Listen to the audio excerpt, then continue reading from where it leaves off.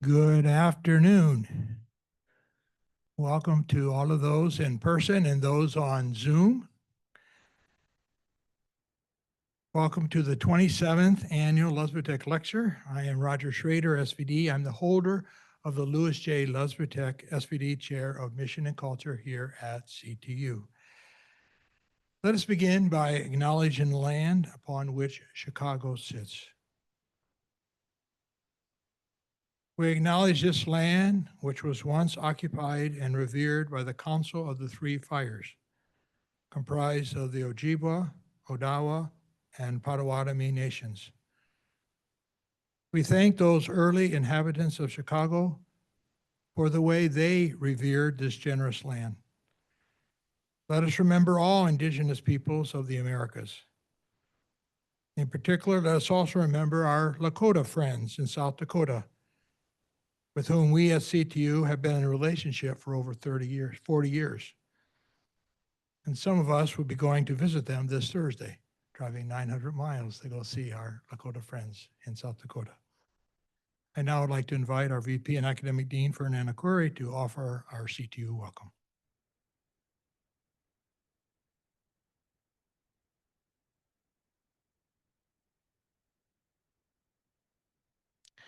Thank you so much, Professor Roger Schroeder.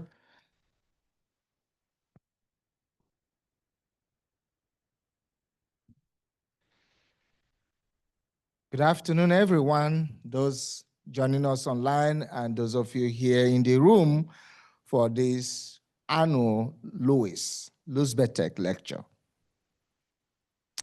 I am Fernando Correa, the Academic Dean at Catholic Theological Union, and on behalf of our President, Father Enzo de Bronco, CP, and the entire CTU family, it is my distinct honor to welcome you to the 27th annual Luzbetak lecture.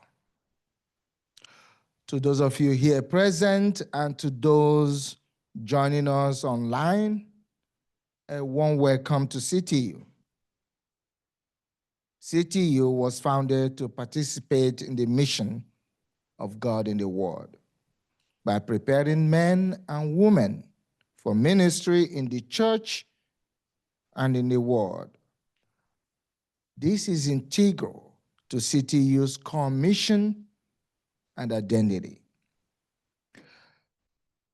Since joining CTU as corporate members, the Chicago province of the Divine Word Missionaries, the religious community of Father Louis Luzbetak, continues to amplify CTU's commitment to mission in the church and the mandate to preach the gospel message across cultures by sponsoring an endowed chair on mission and culture. This annual lecture, and rightly so, bears the name of Father Louis Luzbetak, SVD, a cultural anthropologist and a communically recognized pioneer in the field of missionary anthropology to advance and promote the integral connection between Christianity, peoples, and also cultures. The scholarship of Father Luzbetak and the ministry of the SVD reminds me of the words of Pope Francis in Evangelium Gaudium on the relationship between culture and the gospel message.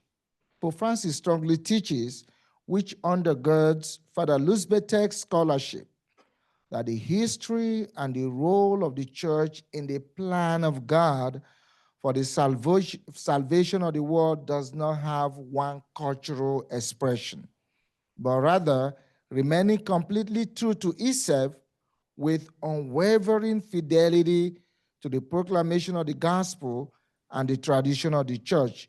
It will also reflect the different phases of the cultures and peoples in which it is received and takes root.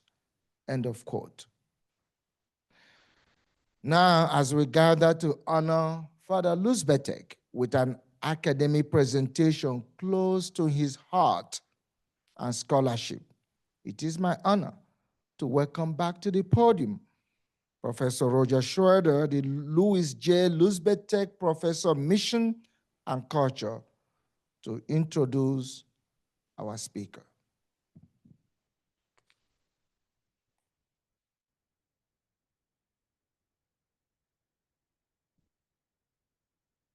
You can see we're playing a little musical chairs here, huh? Okay.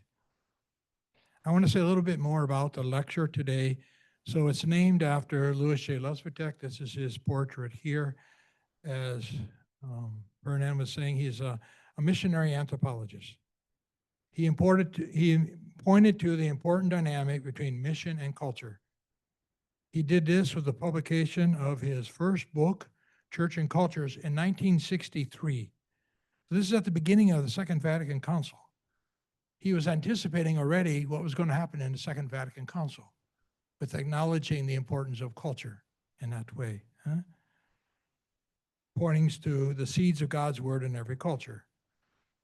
Later then, in 1988, he published The New Perspectives in Missiological Anthropology, in which was an adaptation, and he included many of the teachings from the Second Vatican Council. So this is an update that he did. And it's a major revision. It's another book.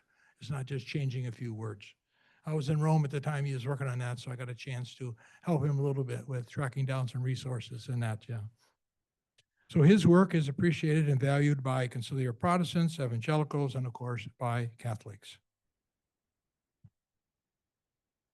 At this time now, I'd like to introduce our speaker. So it's really an honor for me to introduce my CTU colleague, Kevin Considine. He earned a BA in English from Vanderbilt University in 2002, an MA in English, and an MA in Theology in 2008 from CTU under the mentorship of Robert J. Schreiter. Kevin continued his studies in systematic theology at Loyola University Chicago, completing his doctorate of philosophy in 2013 with an investigation of Catholic understandings of salvation by connecting the soteriology of Edward Schillebeeckx with Korean and Korean American philosophies and the theologies of Han, using a method of intercultural hermeneutics. Kevin Considine is an assistant professor in systematic theology, director of the Robert J. Schreiter BPS Institute of Precious Blood Spirituality here at CTU. He has written chapters in several edited collections. His scholarly essays have appeared in 6 journals. He's contributed to several periodicals and journals, including the National Catholic Reporter and U.S. Catholic. Kevin's first book, Salvation for the Sinned Against, focused on reinterpreting Catholic doctrines of salvation.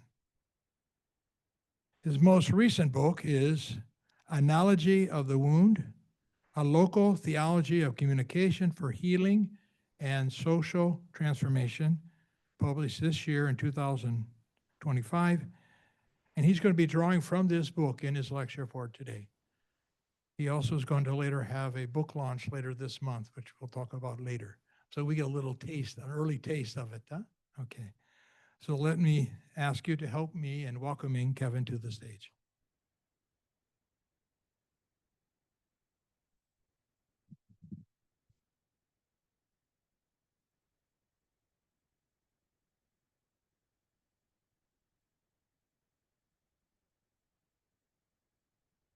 So good afternoon, everybody. And try that one more time. Good afternoon, everybody. All right, thank you. I know we're at an academic lecture, but it's good to know that we have some energy in the room as well.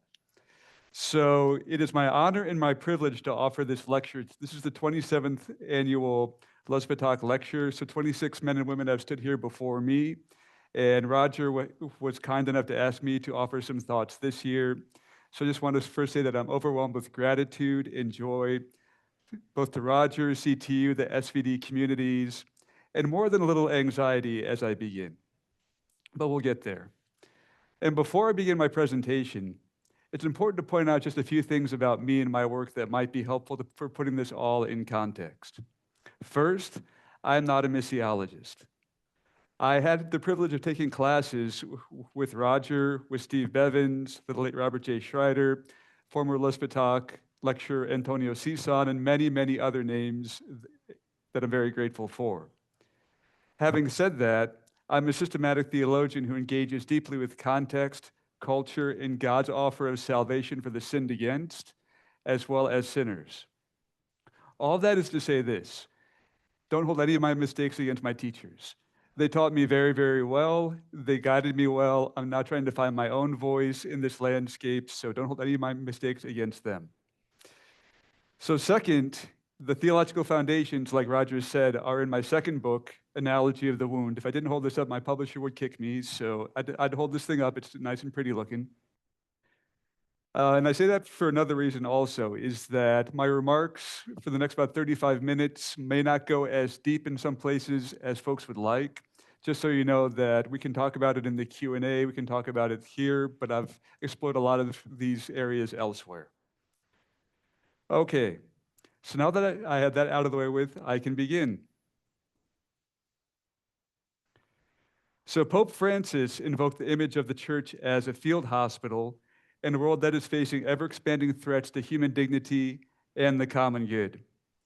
This was a reminder that the Missio Dei, God's mission that we are all called to participate in, calls for radical hospitality, compassion, embodied care with whatever skills and resources are available and whatever culture or context we find ourselves living in.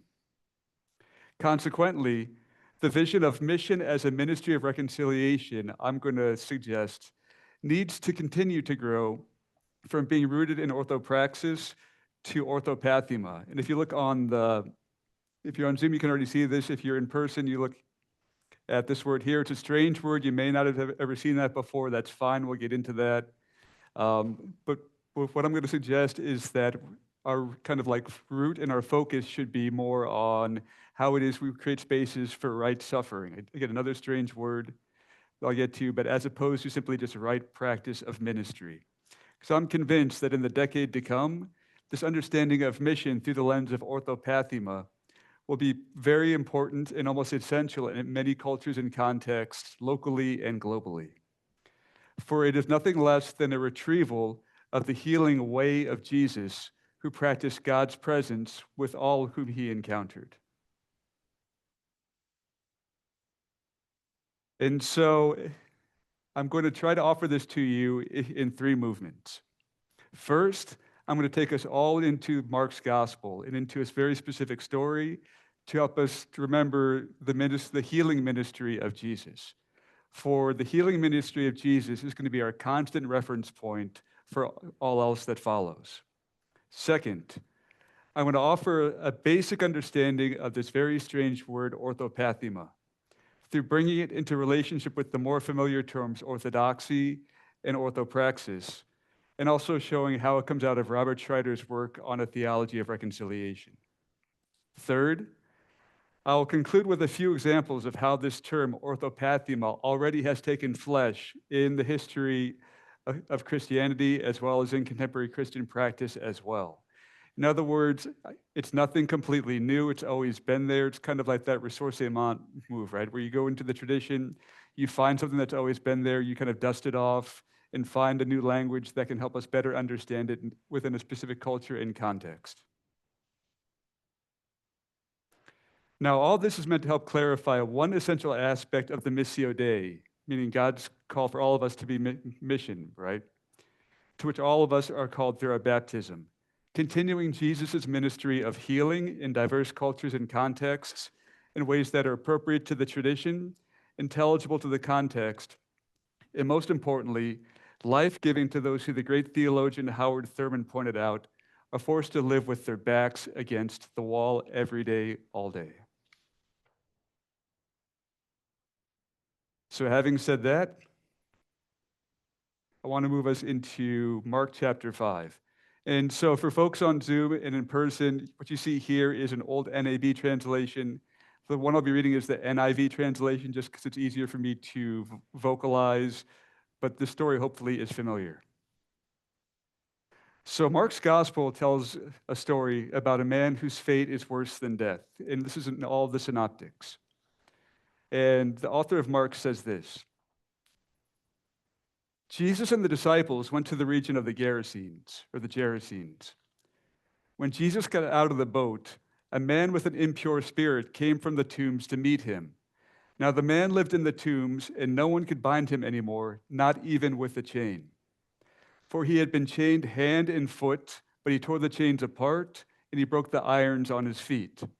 No one was strong enough to subdue him anymore. Night and day he lived among the tombs and in the hills, crying out, cutting himself with stones. Jesus sees us from a distance, and the man runs to Jesus, right?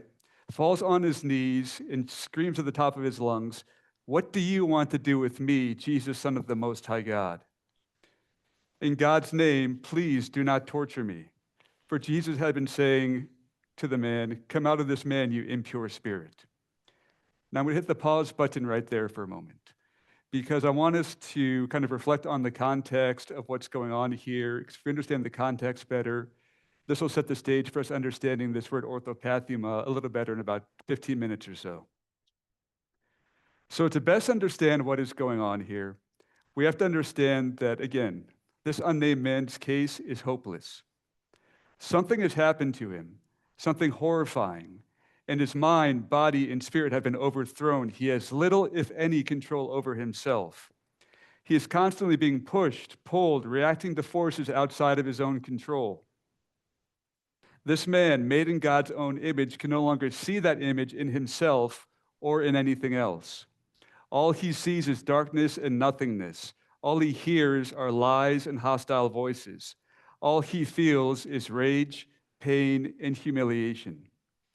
So, and not surprisingly, he lashes out at anyone and anything to be heard, to be whole, to feel something, to fight something, to regain what has been lost, even if he cannot remember what exactly that thing was that had been lost. He's broken, incoherent, a danger to himself, and since he's been chained, probably a danger to other people as well.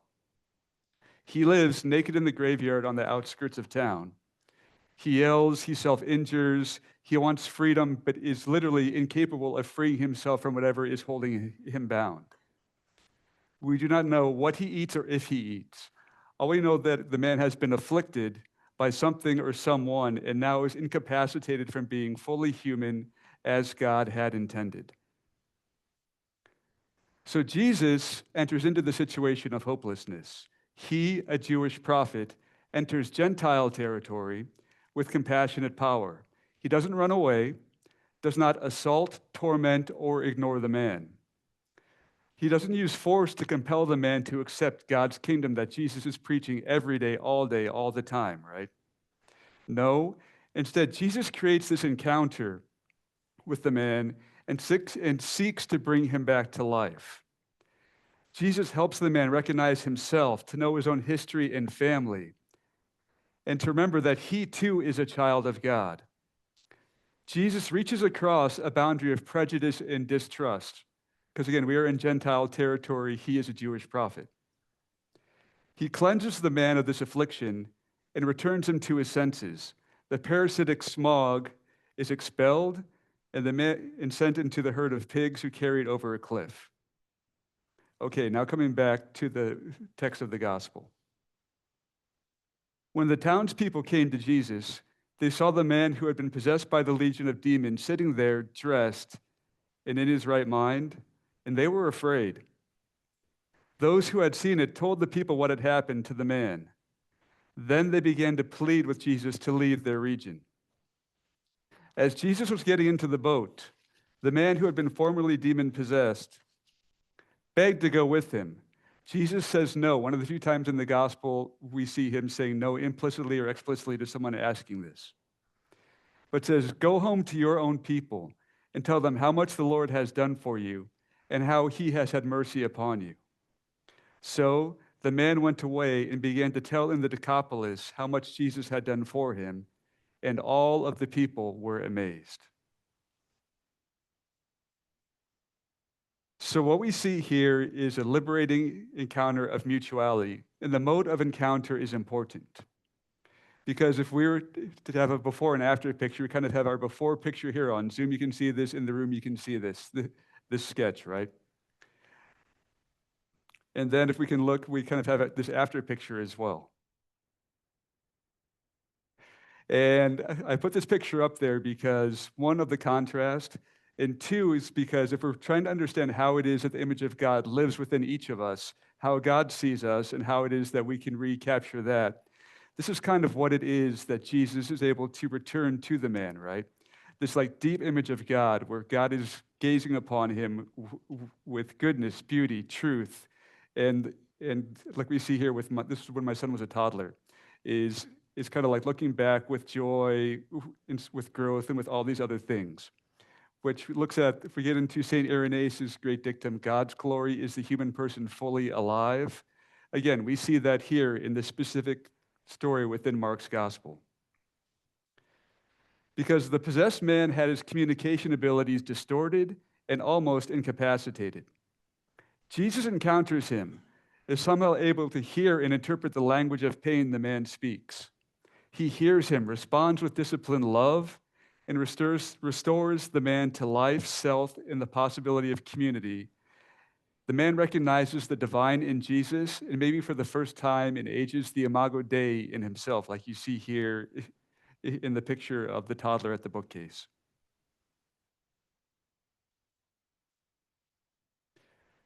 So, in part, this reminds us that the healing tradition of Jesus points to God's response when severe harm is inflicted despite the blindness of the many.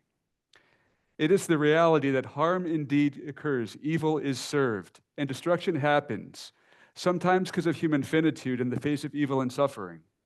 Sometimes people fall through the cracks, even in the most well-designed, well-intentioned systems. It happens all the time. And Jesus' presence and quote-unquote treatments were effective. Sorry, I skipped pages. Especially if their particular vulnerability is not recognized by the system's architects. Because sometimes systems indeed are oppressive, all day, every day. Sometimes systems just fail. Sometimes systems just have an inherent bias and they don't know what they don't know. They don't know what they don't see.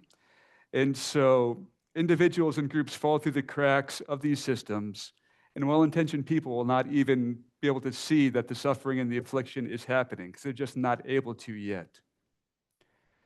And so if we keep this idea of systems in mind, this helps us understand Jesus' healing ministry a little bit better. I'm going to go through just a few pictures here while I keep talking.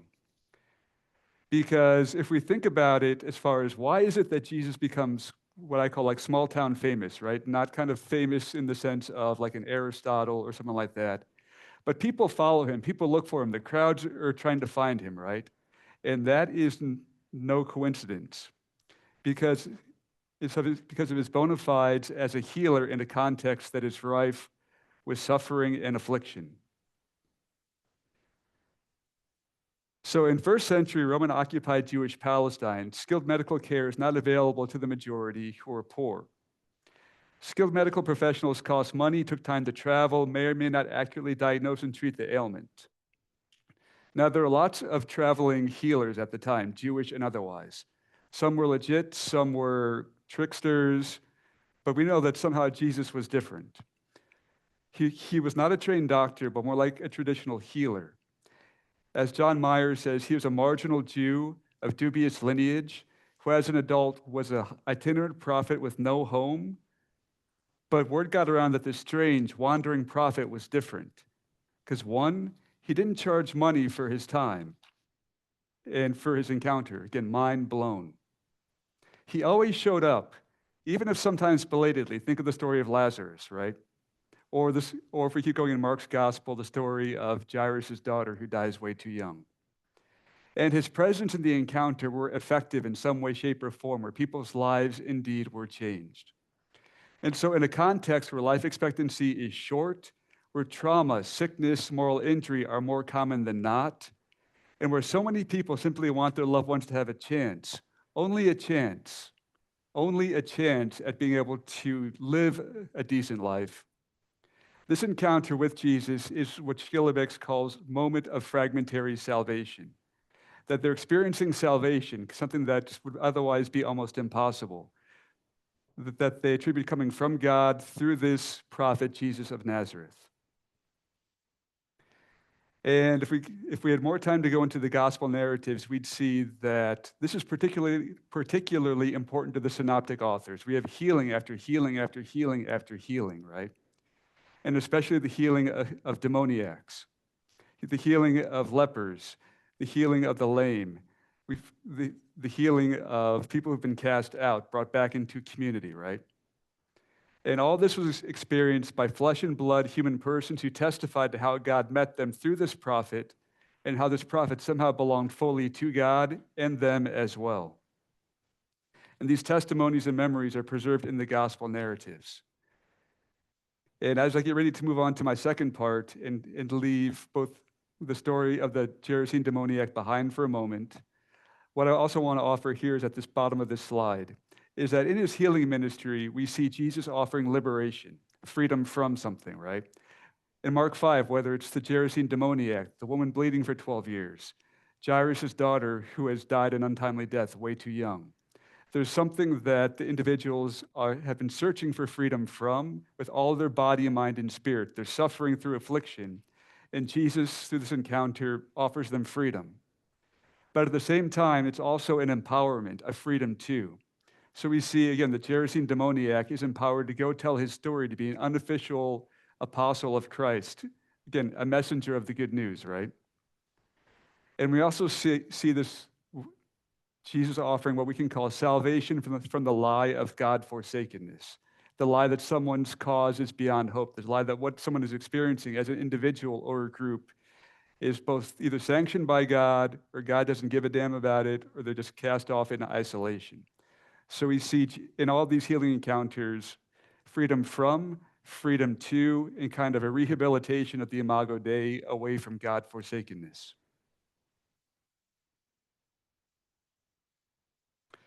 Okay, so let's move on to this word orthopathema, a word which odds are, if you read the title to this presentation, you had a WTF moment, you wondered to yourself, what does this word mean? What does this word have to do with anything? Because it is an odd word.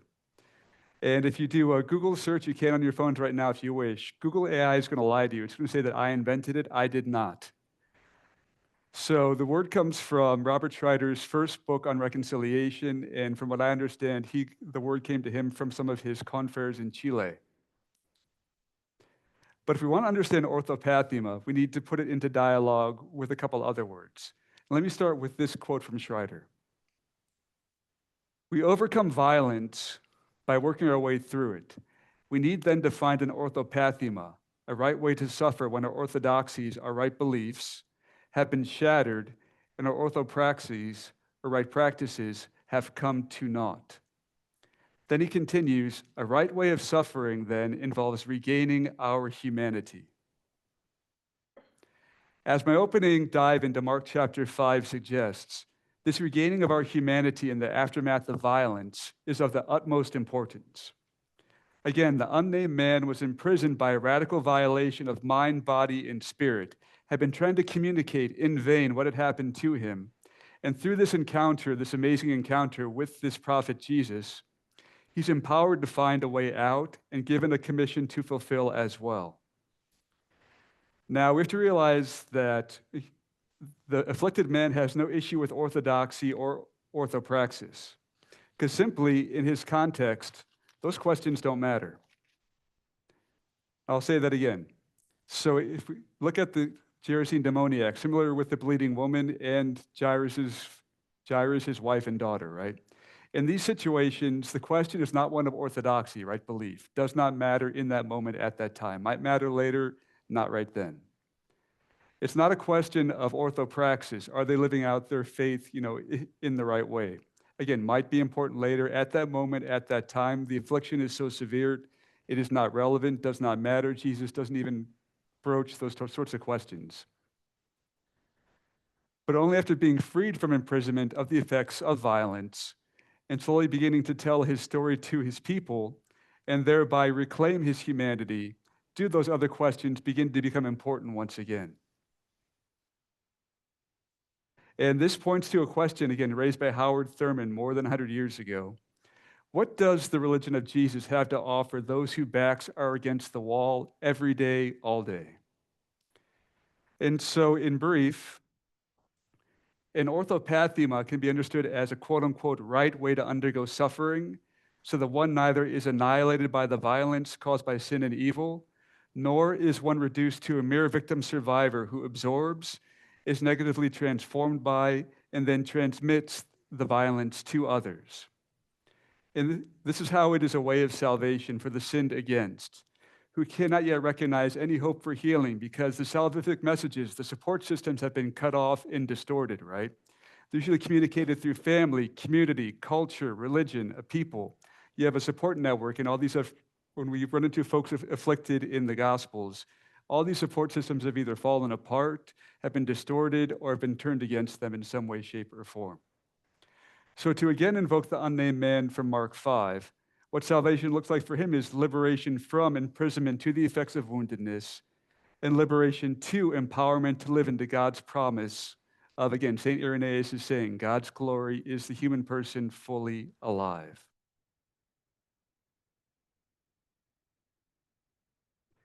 Now, if we want to better understand, again, this weird word orthopathema, we need to realize where it came from. This was out of Schreider's theology of reconciliation. And I want to just spend about 3 minutes reminding us kind of what the 5 characteristics of that theology are, because it's from within this context that this word arises, and within this context, this word functions and can kind of sort of begin to make sense. So first, Schreider explains that reconciliation is meant to encompass not only victims and survivors, their families, communities, and webs of relationships, but extends to wrongdoers, accomplices, bystanders, and eventually the whole of creation and subsequent generations. It's kind of like a cosmic vision that begins with the hyperlocal and then positively spirals bigger, bigger, and farther outward. And he arrived at 5 distinctive characteristics of what he saw as a Christian understanding of reconciliation. First, you see it here, it's God's work that we're called to participate in. God's work, not our work, right? God's power, and God invites us to follow God in the movement of God's Spirit. God is the author and the mover, and we seek to harmonize with how God's Spirit moves. Second, reconciliation is a spirituality more than a strategy, and it begins with the healing of the victim. Now, there's a lot of reasons for this, but in general, perpetrators are unlikely to repent at the beginning. They have too much to fear, too much to lose, and a lot to fear. And the person who is in a situation of affliction doesn't have time to wait for things to kind of everything become right before they can be taken care of. So God immediately begins with the healing of victims, the restoration of their violated humanity, and the empowerment to envision and create a different world. Third, God makes a new creation out of everything. Victims, survivors, perpetrators, families, communities. As the Black church says in the US, God makes a way out of no way. God does something new and invites everyone into it. Fourth, the process finds its narrative home in the Paschal mystery, the life, death, and resurrection of Jesus. And this is where survivors, as well as perpetrators, can lodge their suffering in this movement, whether it's liturgical, whether it is in our daily lives. But it gives us a larger story in which to lodge our smaller stories of suffering in order to kind of come to a kind of salvation. And fifth, reconciliation will always be incomplete until the eschaton. It has real results. Healing does indeed occur, but the scars of survivors, like the wounds of the risen Christ, abide. They don't disappear. They're not forgotten, but they can be transformed. And in addition, this understanding of reconciliation has kind of like a spiraling momentum to it, a specific understanding of time that is focused in the present, where people are currently experiencing the affliction, right? But the origins of that are in the past. We can't stay in the past. So we get to the origins of it, and then has this dynamism that moves towards the future, creating a new future for everybody. Again, making a way out of no way, as the Black church in the US has preached again and again and again. And it's akin to the practice of untying knots that never should have been tied in the first place. So to recap, an orthopathema can be understood as a right way to undergo suffering, But again, we're running into words that are nonsensical. Right suffering, what does that even mean? That sounds that that'd be ridiculous to say that there's a right and a wrong way to suffer. So that's not what I'm saying here. What I'm saying, and what you'll see here, is that we have certain guideposts, or we have compass points, points on a map, that we have a vague sense of where we do and do not want to go. So if I can take Schreider's work and then boil it down to a very, very short sentence, we see reconciliation, release from captivity to trauma in the clinical sense, moral injury in the clinical sense, created by violence, in order to co-create a just and repaired future for everyone and all creation, following the flow of God's Spirit. So again, we see the freedom from what's holding folks bound, trauma and moral injury, the freedom to, or the empowerment to, co-create a better future, all within the power and communion of God's Spirit. But as we all know, there is no one right way to suffer, that in diverse cultures and contexts and diverse situations, things look different. So as Christ followers, there are a few things that we do know, even though we can't say that this one way is the way you got to walk. We know that one, the sinned against should not be annihilated by the power of the violence they've experienced. That might seem pretty obvious, but that's actually no small thing, whether it is in the event itself, in the aftermath of it, that the survivors should not be annihilated by what has happened to them. Secondly, the sinned against, or survivors, need to be empowered to not perpetrate the cycle of violence by absorbing and mimicking the actions of the offender. This is the classic question of how is it that we don't become the monster that we're trying to struggle against, right? How is it that when our wounds are infected very, very deeply, how is it that we can catalyze that deep energy so that it can bring life as opposed to death, creation as opposed to destruction?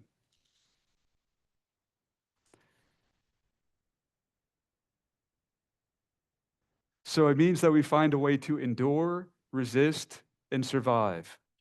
So a victim survivor can recognize empowerment to find liberation from whatever oppresses or imprisons him or her. And again, in the story I referenced earlier, the possessed man is on the brink of annihilation of agency by the parasitic growth on his consciousness, but he hasn't fully succumbed to it.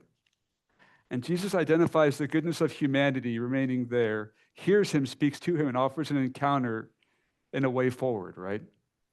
And similarly, through this way forward, whatever has happened to this man and put him in that situation, he's empowered to move beyond the violence, right? So that he's no longer inflicting that violence that he has deeply internalized, that he has deeply absorbed onto other people.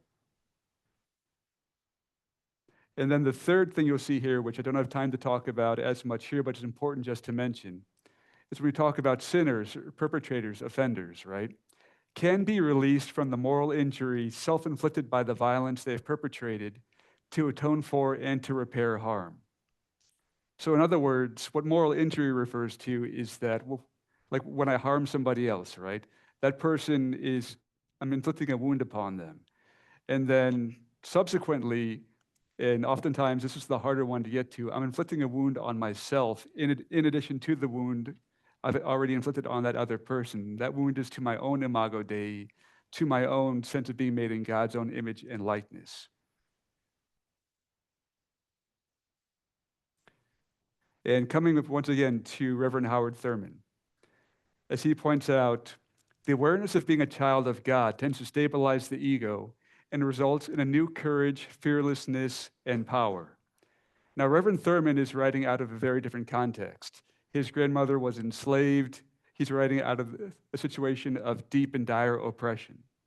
At the same time, I think that this insight has a mirror way that it can apply for both survivors and for offenders as well, in the sense that once someone is aware that they are a child of God in some way, shape, sense, or form, that can be a game changer. Now, Thurman goes on to write that this on its own is not sufficient. This is not everything, right? But he points out that without this first step, nothing else is possible.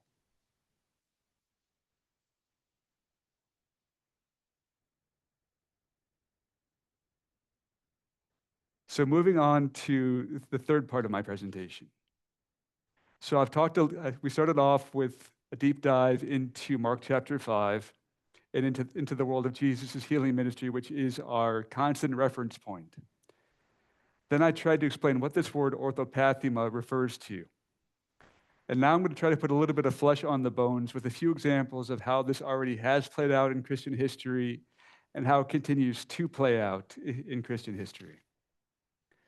And so the first example I want to give is one that I'm sure everyone in this room knows very well, which is the story of Juan Diego and Our Lady of Guadalupe. And even though I know folks in the room and on Zoom probably know the story well, give me a minute or two just to unpack some of the dynamics here, and then in the Q&A, anything that I don't go into deeply enough, please ask questions. So if we think of Juan Diego, right, he's indígena. He's a survivor of the apocalypse. So we're in the year about 1531, give or take. My date's a little bit off, but I'm close. So this is not too long after the conquistadores, again, with the sanctioning of the Roman Catholic Church, has come, and they have, through guns, germs, and steel, have led to annihilation. Literally, Juan Diego is a survivor of the apocalypse, of genocide. And as Virgilio Elizondo and others point out, that if you go into the history of the indigenous peoples at the time, and the poetry is saying pretty much that they've killed our gods, everything is dead, so we must all die along with them. There is literally no hope.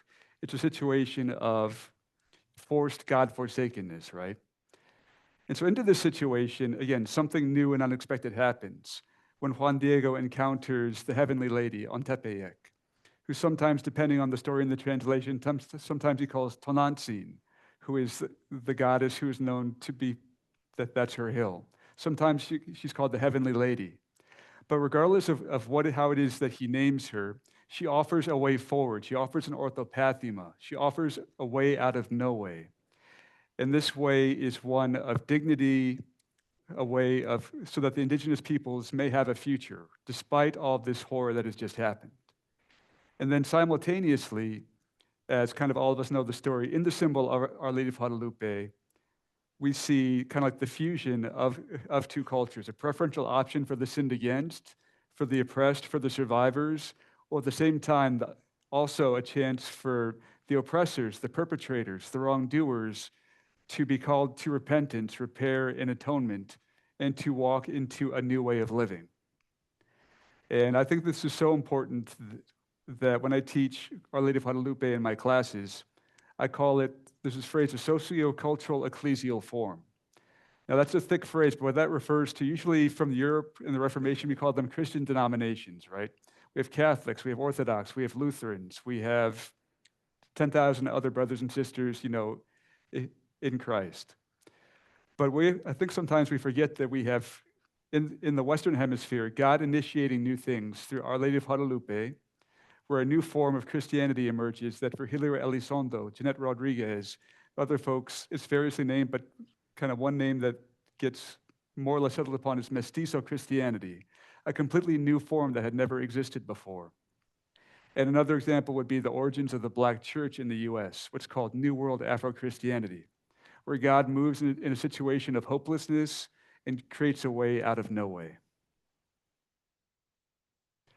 And so you'll see there's lots of pictures here, lots of text. I'm not going to go through all of these because I realize that I'm getting towards the end of time.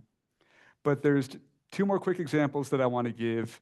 And I do mean quick, and then I want to leave you with a few thoughts on orthopathema as we begin to conclude our time here together. So another example I want to give you is Pope Francis's penitential pilgrimage to Canada in 2022. And this was in response to when the First Nations, Inuit, and Métis peoples, through the Truth Commission that Canada had been struggling through, had asked that whether the Pope, somebody needs to come and do something here. There was a call, right? And to his credit, Francis responded in a way that probably most people did not expect. But again, Francis was trying to point a new way in the situation where we have survivors of genocide, survivors of the apocalypse, as well as a church that's trying to kind of hold everyone together. We have Francis pointing a new way, an orthopathema, a way of quote unquote right suffering, not that there is one right way, but in the sense that there is a way forward And if people can learn how to walk it, it could be the way of repentance and atonement and repair. It could be the way of healing, the way of liberation, the way of reparations. But Francis was pointing out that yes, there is a way forward. And the third example, if our first example was from 1531, second example was from 2022, our third example is from last Friday. And what you see in this picture here, so the man in the collar is a friend and colleague of mine, the Reverend David Swanson of New Community Covenant Church in Bronzeville. And what we see, he has his collar on last Friday. He was part of a nonviolent protest at the ICE detention facility in Broadview. And kind of, again, what we see is the idea is not that anyone thought that they're going to bring the walls tumbling down, right? But the fact that those who've been forced into these detention camps and being disappeared into incarceration are being forced into a situation of God-forsakenness, right? Of being disappeared, of being like forced into almost like a cemetery. And so this is one example last Friday of clergy trying to kind of remind both those who've been completely like ground down that this is not God-forsaken. God is still here in some way, shape, or form, right? And this image is from the Associated Press. I saw this and my eyes got about this big. I'm like, wait, that's Pastor David? But at the same time, it's one of those things where we have an image that I think a lot of us need to see right now, which is somebody who has a collar, somebody who is a person, a minister of God in all that garb, doing the right thing. They're pushing forward in the face of justice. And I call this an orthopathema, a way of right suffering, in the sense that it's responding to the cries of suffering of what's going on here in our city, here in our Chicagoland, and again, trying to offer a new way forward. And as you see, if I had more time, there's lots of many other examples I'd offer. So in closing, let me leave you just with these 5 quick words.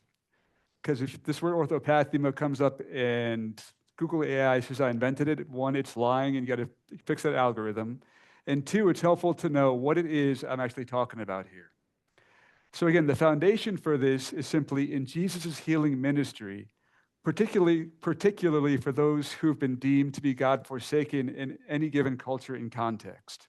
So it's a retrieval of Jesus' healing ministry for 2025 in a variety of cultures and contexts. Second, the horizon or our orientation is reconciliation as salvation for the sinned against. Again, we have like a preferential option for the sinned against, but as well as sinners. So it's the both and, right? Not an either or. Third, a governing image. Oftentimes we need an image that's going to help us to get our minds around this, We have the Catholic Church as field hospital, as Pope Francis taught us, right? And again, a field hospital is set up, and as long as people are wounded, anyone can come in. So someone is bleeding, they're not asked, okay, what's the Nicene Creed? They've been to confession. They're like, no, screw that. Get in here, you're bleeding. What we need to do is stop the bleeding. That is what's important here. Everything else can wait. So this idea of the church as field hospital, not the orthodoxy doesn't matter, it does. Not the orthopraxis doesn't matter, it does. But in certain times and situations, orthopathema is what the church is called to do as being missionary by its very nature. Again, our commission comes from the Second Vatican Council, and that we participated in the mission of God, the Missio Dei, and our sacramental mark, again. In baptism, we Christians are missionary by our very belonging to the community of the way of Jesus. So as part of this community, trying to carry on the way of Jesus, this brings us back to the foundation, right? That we're called to carry on Jesus' healing ministry in some way, shape, or form to the best of our ability in whatever culture and context we find ourselves.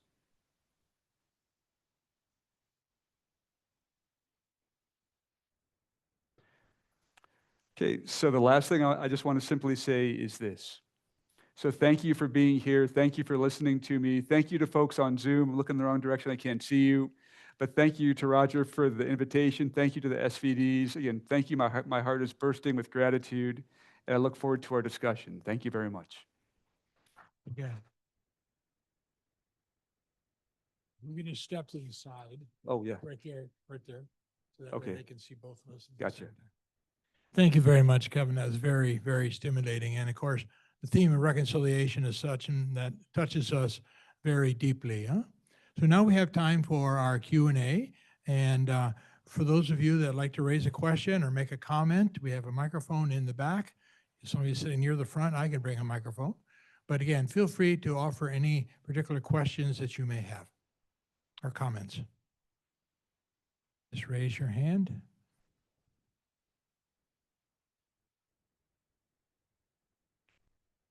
And I will eventually look on the chats as well. There's some in the classroom? Yeah. Yes, please. You know, orthopathema is obviously a new word or a less common word, but there's a traditional concept of redemptive suffering. How would you connect those two, or do you connect those two? So thank you for the question. Oh, that might help. And so the question is this, again, this weird word orthopathema, right? Suffering. And Bill Nordenbrock is pointing out, does this have a connection to redemptive suffering? And I think my response is, like a lot of my responses, is I'm open to it, but at the same time a little bit reticent. And let me explain why. Because oftentimes, it's not that there is no redemptive suffering. Obviously there is. But again, I go back and look at Mark chapter 5 and the healing stories in the Bible. And so when Jesus encounters the man in the tombs or the bleeding woman or Jairus' family, the first thing he offers is an encounter that leads to a new way, right? That leads to not even an alleviation of the suffering. It leads to something that completely changes everything. And I'd want to point us in that direction because sometimes when we hear the term redemptive suffering, I think it's a useful term, but I think at the same time, sometimes the term redemptive suffering can turn into, and this is kind of like almost against its own logic, can turn into, okay, I as an individual must suffer in silence on my own, and somehow through me kind of doing things on my own in silence, that will be redemptive in some way, shape, or form. Which I'm sure, as everyone already knows, is not what redemptive suffering is supposed to mean. But in practice, oftentimes, folks that are really caught up in affliction, that's what they end up receiving it as in some way, shape, or form. Thank you for the question. Okay. Other question here, Van Tang? Hi, Kevin. Thank you. This is Van Tang. I teach at CTU and New Testament. So glad to see you open up the scripture, especially Mark 5, fleshing it out, all the imagination and all that. It's wonderful. I don't know where I'm going, but this is just a little bit. I was wondering if when you were doing that, Mark 5 is really also about, underneath is it about anti-Roman imperial context is really about exorcising, liberating the people. And in the context of Mark, it's the people of Judah has been annihilated, okay? And the Jews have been captured in Rome. And those are enslaved and thrown in the arena and all that. And so how is Mark trying to say, what the word that you've used there, the path of reconciliation with the Roman Empire, who had annihilated them. Now, with that in mind, we look at a situation now in the Middle East, similar situation. My question is reconciliation even possible? And what does that mean? Right. So thank you very much for the question, first of all. And thank you. It's good to get the perspective of a biblical scholar, so know that I'm not crazy in my discussions of scripture. So thank you. And so the short answer is yes, but it all depends on what we mean by reconciliation. Whether we're talking in first century Roman occupied Jewish Palestine, where the Jewish people are being ground down every day, all day by the Roman oppressors, whether we're talking currently genocide in the Middle East, that kind of what we're talking about with reconciliation isn't that, I'm going to give a dumb example first. But let's say Roger and I have a fight, right? And so reconciliation, sometimes we think is then Roger and I kind of like hug each other, we hug it out, it's all good, and everyone's happy after that, and happily ever after. And for me, and building upon the work of Schreider and a lot of others, reconciliation is not that. Reconciliation is not a hasty peace. It's not the opposite of liberation. Basically, it's all these things together. It's kind of like how we participate in the new creation that's already emerging. And that's why Schreider calls it a spirituality more than a strategy. And this is where it can get frustrating to kind of like speak about it, hear about it, because yes, strategies are important. We need to have know what specific practices work in specific contexts. At the same time, we realize that each context is specific. So just to give a random example, let's say what worked with the Good Friday Accords in the 1990s in Northern Ireland, it's not likely to work in Gaza right now. Two completely different contexts, different things going on. So reconciliation in each one looks different. And so the kind of short answer is that yes, reconciliation is possible in the sense of God making a way out of no way. Now, that might seem like a cheap answer in the sense that, oh, well, that sounds great. Of course, God will make a way out of no way, and that's the best you got, Kevin. Good job. But what I'm trying to point out is I look kind of like in history, right? In other situations that are completely impossible. So my kind of like intellectual conversion comes out of the African American church in the US, which is literally born out of an impossibility that folks that were racialized into enslavement were supposed to be there perpetually and never, ever make it out. God did something, everything changed, and a new form of Christianity emerged out of that. And similarly, I look back to the story of Our Lady of Guadalupe, and I know there's lots of interpretations of it, but it's like the interpretation that I gave. God enters into this hopeless situation, does something new on like what seems like a small, local, inconsequential level, and it ends up being a game changer. So I'm not trying to avoid your question, but I also don't want to give a cheap answer to a really, really important question. I'm just trying to give a little bit of a lay of the landscape. Okay, thank you very much. Next question. Adam?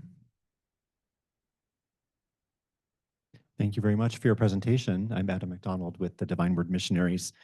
I'm not sure if I have a question, but the comment may lead to one. But I was reflecting on an experience of many years ago as SVD in initial formation. And I had the immense privilege, I would say, of serving among an indigenous community in the Philippines, the Hmongyan people. And when you refer to the Hmongyan people, you're actually referring to a family of 7 distinct tribes within a cultural family. And their history was one of the God-forsakenness you talk about, at least the felt experience. And yet the missionaries that preceded me had been there for more than 80 years before I arrived. And so they had done much of the initial groundwork of evangelization, helping hold the gospel and the indigenous Hmongyan beliefs together and see where they merge and coalesce in many ways. And so I didn't know that I had much work to do in that regard. But what I found was the challenge to help those who had so interiorized the sense of the God-forsakenness that it was not seemingly moving them to potential action or change, to hear that they were in fact created in the image and right and likeness of God, which us coming from outside would try to interpret as you therefore have rights and dignity, and the Philippine government has legislated that indigenous people have certain rights and dignity, and therefore we want to try to work with you to know what those are and stand with you, stand beside you and advocate for you, but also help you find that voice to advocate for yourselves. And that didn't happen very often. And so I think the question might come to something you said about, in quoting, I believe, Reverend Thurman, that knowing you're a child of God is a huge step in the process, but that I think you said maybe it's not enough or it doesn't stop there. So maybe the question that's emerging out of my comment would be, could you identify what might be another step or some steps that one might take in trying to accompany and stand in solidarity with those who have so interiorized that sense of God-forsakenness that, in fact, knowing they are created in the image and likeness of God does not move them to that place of really finding that new path? Right. So thank you for the question. And my initial thoughts are these, is that this is, for me, this is kind of the question of enculturation. and the question of kind of like the authority and the authenticity of the minister and the messengers, right? And I'm going to poorly quote from Bob Schreider, one of his reconciliation books, so don't hold me to this completely, but it goes something like this. When he's talking about communication, that it needs to come from somebody that I trust, in a language that I can understand, in a way that makes sense. And if all three of those are not there, then somehow the message is not going to be transmitted, internalized, or otherwise it's not going to take root. And so, for example, in the example that you give, and I can imagine that there's 10,000 other examples very, very similar, where it's kind of like what I'd say well-meaning folks who are coming from, outside the culture, right? Even though everything might be being done the right way, said the right way, there might even be trust between both sides of that cultural boundary. There's just something qualitatively different about kind of like a cultural insider offering a way forward as opposed to a cultural outsider. Not that a cultural outsider can never do anything. That's not what I'm saying. What I'm saying is simply that if we go back to kind of Reverend Thurman's statement, again, what he's pointing out is if I can use the US example for a moment. So during times of enslavement, the crazy ass white folks that were enslaving, they had made black folks go to kind of like, the white church on Sundays. That wasn't the real church. The real church was out in the hush harbors. The real church was out where the white folks could not see it, where they had the real preaching, the real Spirit of God would descend. And when Howard Thurman is talking about kind of how, because he talks about his grandmother's experience, right? And he says that this is where it is that people encountered God, they encountered their own imago Dei. It was in these kind of like, these sacred spaces that were created that were a liminal, if not a liminal space, but they were not connected to the overarching structure of domination and oppression. Now, just to be clear, I'm not equating that to your situation at all, apples and oranges. But what I am trying to say is that sometimes when the message is enculturated by folks on the inside, it hits in a different way. And I mentioned this with some of my students before. It's kind of like when you hear someone speak, say you speak 3 or 4 different languages. I don't, I speak 3 and 2 of them very badly. So, but when you hear something spoken to you in your heart language, the language that you dream in, it hits differently than something that's a second or third language. Even if it's someone that you trust, even if someone that you know is kind of well-meaning, and they might even see them as a brother or sister. Just sometimes our enculturation is us as being cultural beings is so deeply intertwined into us that sometimes it needs to come from a specific person, social location, in a specific language. I hope that helps shed a little bit of light on it. And thank you for the question. Okay, thank you. For those on Zoom, if you have a question, you can put your question in the chat. And Letitia, I assume I'll be able to see it if it's in the chat, right? Letitia's in the back. She's our IT person in the back. I don't see anything up there yet. Okay. Another question from the room or comment?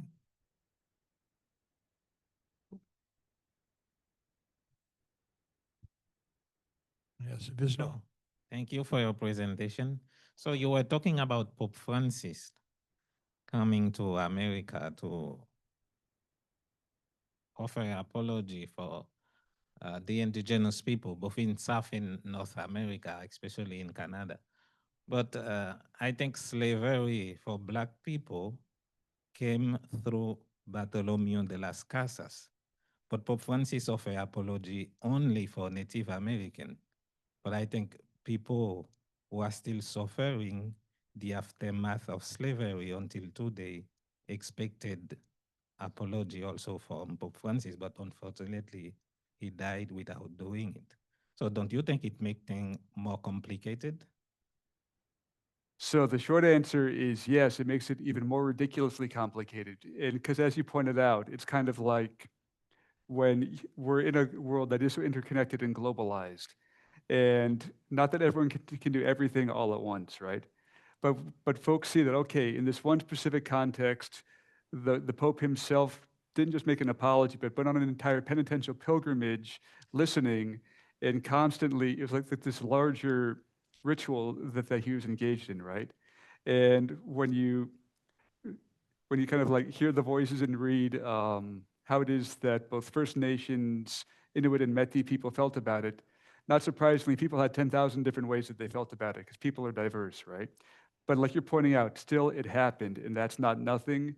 And most folks, a lot of people saw this as, okay, whatever it turns out to be, this is something that's good and a starting point. And what I hear you pointing out is one thing that is still needed, and maybe Pope Leo can lead the way on this, is a penitential pilgrimage for the church's deep role in the transatlantic slave trade and in the enslavement of African peoples. Something that has not been done. I think there's been, if memory serves, but there's been a few tiny apologies here and there. But again, like you're pointing out, nothing major has ever been done to come to terms with this horrible, horrible evil, right?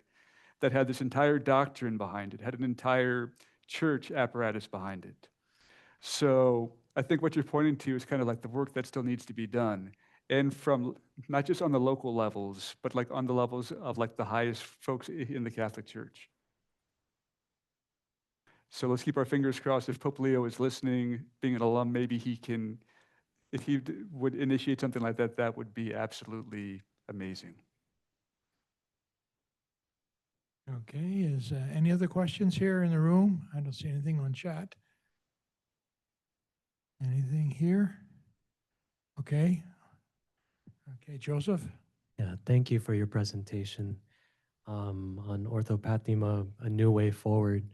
My question is in the context of the church in the United States, do any other groups come to mind, in particular oppressed groups that the church may need to pay attention to along the same lines as the last question, healing and freedom from oppression? Right, thank you. So the short answer is not surprisingly yes, but let me get to the how. There's like a deeper question of how first. And I learned this from Bob Schreider, as well as from a lot of other people, is that even when something might need to be done, right? Again, if we base this on Jesus' healing ministry, Jesus doesn't just go around and look for people to be like, okay, you're sick, healed. You're sick, healed. Who else is here? Let's heal you all right away. No, Jesus responds to requests and invitations. He doesn't force himself on anybody, right? He doesn't kind of like bring whatever healing powers he has and say, you know what, damn it, you need healing. I'm gonna heal you whether you like it or not, and then you're gonna worship me, call me God. That never happens. So I'm getting to a deeper question, which is kind of the how of it. So, because in some situations, let's say, I'm going to give one example in the US with the LGBTQ plus community. There's still so much hurt in there that's been caused by the church that it may not be the time because there's been no kind of like collective voice asking for that kind of engagement. So what I'm just trying to say is that even sometimes there might be things that need to be done. There might be sins and evils that need to be atoned for and repaired, right? And there always have been, always will be. But at the same time, if we look at the example of Jesus and even Pope Francis, as they're being invited into something, and they're creating a culture of encounter as opposed to kind of like just trying to walk in through the front door and say, you know what, I feel guilty because of this thing, I'm so sorry. Because oftentimes what that turns into is the oppressor, the perpetrator, the wrongdoer, even if they're the best intentions, the power dynamic is their guilt feels better than the people who've been harmed. Their woundedness gets deeper because they realize that this has been all about the wrongdoer feeling better as opposed to actually healing and a new way forward for everybody.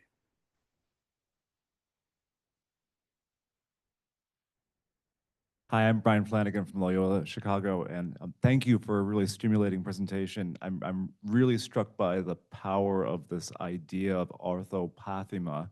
I also want to ask, I guess, out loud, I'm wondering if it needs some more extension or distinction. One of the things I could hear, you were focusing primarily on the relationship of victims and perpetrators. And there was even some nervousness about not telling someone this is how you should suffer rightly. Which yes, amen. I'm wondering if we might need more terms or extensions of the term to think about folks who come into a situation not as the primary victim or the primary perpetrator, but as the bystander or the potential bystander. If we need something like to distinguish orthoempathema or orthosympathema from as part of this network of relationships, like the example of your friend who was at the protest the other day of how does the church enter into taken upon suffering with, and how is that distinct from but also still related to the right suffering or orthopathema of people who were involved in that dynamic? Right. So thank you for the question. Let me paraphrase it just because I think I got it. I want to make sure that I got it. And so we have kind of like this binary, and it is a false binary of perpetrator and victim, because everyone is always a combination of sinner and sinned against. We make the distinction based on context, culture, those sorts of things. But having said that, what about bystanders and folks that are not directly involved, but they're complicit or they're somehow laterally affected in some way, shape, or form by the violence, by the oppression, even though they have not directly or explicitly engaged with it, either on the offending side or on the receiving side? And I would say that, yes, this is a huge part of reconciliation. And this is why reconciliation is something that can only happen within communities and within like larger contexts. Because oftentimes when we hear the word reconciliation, a lot of folks think that that means we get the wrongdoer and the survivor in a room together. No. If that happens, that's rare, and that's almost like a minor miracle. But that's also kind of like not kind of what we're pointing out with reconciliation. Again, if that happens, fantastic. But the goal is trying, again, beginning with the person who is the most afflicted, because they're the ones who are in need of the most care, like a field hospital, right? But at the same time, realizing that this extends to, like you're pointing out, the larger community. This extends to families. This extends to neighborhoods. This extends to far beyond the incident itself. And so like you're pointing out, the larger question becomes, how do we lead to like a larger, almost like catharsis of the deep woundedness that everyone is carrying in a situation of injustice, whether they're bystanders, whether they're accomplices, whether they are the next generation who has inherited kind of like the BS that they never actually participated in. And so I would say all those are included in this, but as you pointed out, it definitely does need a little bit more specific attention and a little bit more working out like what that might look like in practice. Okay, thank you very much. We have a couple questions here. We're going to finish up in a little bit.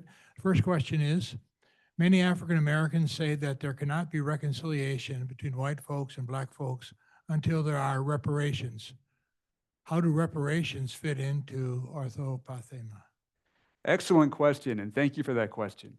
Because again, we have to make sure that we have our framework right, as you're pointing out, which is, again, orthopathema in reconciliation doesn't simply mean that we get people together to say everything is okay. It is not in opposition to liberation and reparations. It's not in opposition to any of these things. Sometimes, and oftentimes, reparation and some measure of justice is the change necessary in order for there to be any chance of a possibility of reconciliation. So, to your question, thinking of the orthopathema, for there to be any kind of like small token of trust out of this deep, deep, enormous historical evil, right? Reparations might be the necessity in order to bring about something that might look sort of kind of like reconciliation or a way forward. All I'm trying to point out is that I'm trying to make it not an either or, but a both and. And again, oftentimes, this movement towards healing for both survivors, the oppressed, and for the oppressors as well, sometimes what it takes is some kind of a step of repair first. Because why else would anybody have any trust in that this is going to get any better when all the evidence points to that the folks on top are going to stay on top, keep doing what they're doing, and nothing's ever going to change. So a lot of times there has to be a small change in the system first. There has to be something fomenting, and that something might indeed, and often probably should be, some kind of concrete reparations in this case that you're talking about. Okay, thank you. We have just one more question and then we'll take our break. Okay, we'll go for that. Question here All right, it's interesting, at one point, for example, Brazil government and church apologized for slavery, but the U.S. government still has not. The church has been slow to do it, doctrinal discovery. It seems this is the biggest stumbling block. What do you think? Yes. So, but let me say more than yes, so that I can honor what's there in your question.